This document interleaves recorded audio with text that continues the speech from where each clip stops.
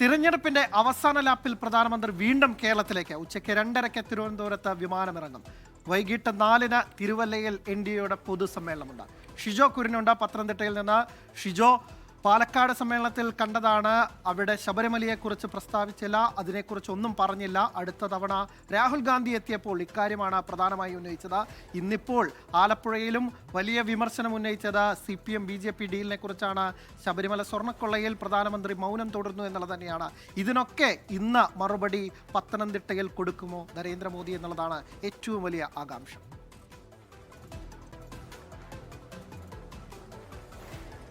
അല്ലേ, അത് തന്നെയാണ്. ആ കാര്യത്തിനകത്താണ് എല്ലാവർക്കും വലിയ ആകാംക്ഷയുള്ളത്. രാഷ്ട്രീയ കേരളം ഉറ്റുനോക്കുന്നതും അക്കാര്യത്തിനകത്ത് പ്രധാനമന്ത്രി നരേന്ദ്രമോദി എന്ത് പറയും എന്നുള്ളത് രാഷ്ട്രീയ കേരളം അങ്ങേയറ്റം ശ്രദ്ധയോടുകൂടി കാതോർത്തിരിക്കുകയാണ്. അപ്പോൾ അനിൽ സൂചിപ്പിച്ചതുപോലെ കഴിഞ്ഞ ദിവസം പാലക്കാട് പ്രധാനമന്ത്രി നരേന്ദ്രമോദി വന്നപ്പോൾ അവിടെയൊന്നും ഈ പറയുന്ന ശബരിമല സ്വർണ്ണക്കൊള്ളയോ അല്ലെങ്കിൽ ഈ ശബരിമല സ്വർണ്ണക്കൊള്ളയുമായി ബന്ധപ്പെട്ടുള്ള രാഷ്ട്രീയ വിവാദങ്ങളെക്കുറിച്ചോ ഒന്നും ഒരു പരാമർശം നടത്താൻ പ്രധാനമന്ത്രി അന്ന് തയ്യാറായിരുന്നില്ല. പ്രധാനമന്ത്രി നരേന്ദ്രമോദി അവിടെ വന്നു പോയതിന് പിന്നാലെ UDFും രാഹുൽ ഗാന്ധിയും അടക്കം വലിയ വിമർശനമാണ് പ്രധാനമന്ത്രിക്കെതിരെ ഉന്നയിച്ചത്. ഓരോ രാഷ്ട്രീയ വേദിയിലും വിശ്വാസത്തെക്കുറിച്ചും ദൈവങ്ങളെക്കുറിച്ചും ഒക്കെ വാചാലനായിട്ട് സംസാരിക്കുന്ന പ്രധാനമന്ത്രി നരേന്ദ്രമോദി എന്തുകൊണ്ട് കേരളത്തിൽ വന്ന് ഒരു രാഷ്ട്രീയ പ്രസംഗത്തിൽ ശബരിമലയെക്കുറിച്ചോ ശബരിമല സ്വർണ്ണക്കൊള്ളയെക്കുറിച്ചോ എന്തുകൊണ്ട് പറഞ്ഞില്ല എന്നുള്ള ചോദ്യമാണ് UDF നേതാക്കൾ ചോദിച്ചത്. രാഹുൽ ഗാന്ധി അത് പത്തനംതിട്ടയിലടക്കം വന്ന് ചോദിക്കുകയും ഇന്നിപ്പോൾ ആലപ്പുഴയിൽ അക്കാര്യങ്ങൾ പറയുകയും ചെയ്തിട്ടുണ്ട്.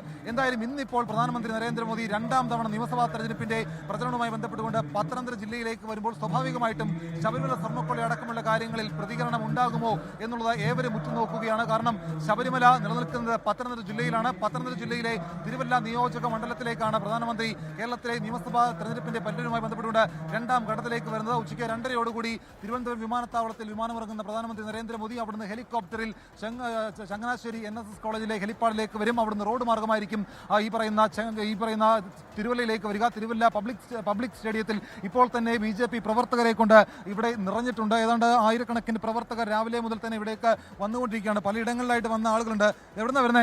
ചെങ്ങന്നൂർ. പ്രധാനമന്ത്രി 2ാം തവണ കേരളത്തിലേക്ക് വരുമ്പോൾ അത് BJPക്ക് വലിയ തരത്തിൽ ഗുണം ചെയ്യുമെന്ന് കരുതുന്നുണ്ടോ? തീർച്ചയായിട്ടും ഗുണം ചെയ്യും. എറണാകുളത്ത് വന്നപ്പോഴും ഞാൻ ആ ഫംഗ്ഷനിൽ പങ്കെടുത്തതാണ്.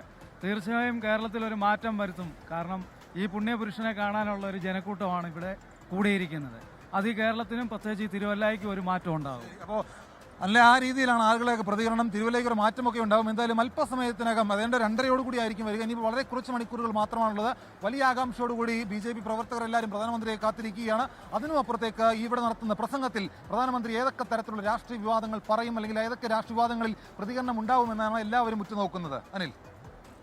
ശരി ഷിജോ, ഈ പറഞ്ഞതുപോലെ തന്നെ ശബരിമല നിലനിൽക്കുന്ന പത്തനംതിട്ട ജില്ലയിൽ ഇന്ന് പ്രധാനമന്ത്രി എത്തുമ്പോൾ ഈ രാഹുൽ ഗാന്ധിയുടേതടക്കമുള്ള സ്വർണ്ണക്കൊള്ള വിഷയത്തിൽ എന്ത് മറുപടി അല്ലെങ്കിൽ എന്ത് പ്രതികരണം നടത്തും എന്നുള്ളത് തന്നെയാണ് വലിയ ആകാംക്ഷയായി ഉള്ളത്. അതോടൊപ്പം തന്നെ പ്രധാനമന്ത്രി ഇന്ന് തിരുവനന്തപുരത്ത് റോഡ് ഷോയുണ്ട്.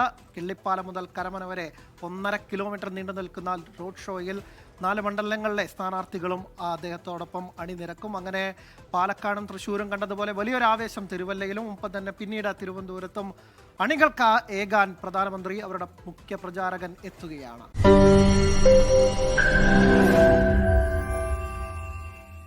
ലോകത്തെവിടെയായാലും ഏത് സമയത്തും 24 വാർത്തകളും ഓഗ്മെന്റഡ് റിയാലിറ്റി പാക്കേജുകളും എക്സ്പ്ലെയിനറുകളും വിശദമായി കാണാൻ ഞങ്ങളുടെ YouTube ചാനൽ നിങ്ങൾക്ക് സബ്സ്ക്രൈബ് ചെയ്യാം.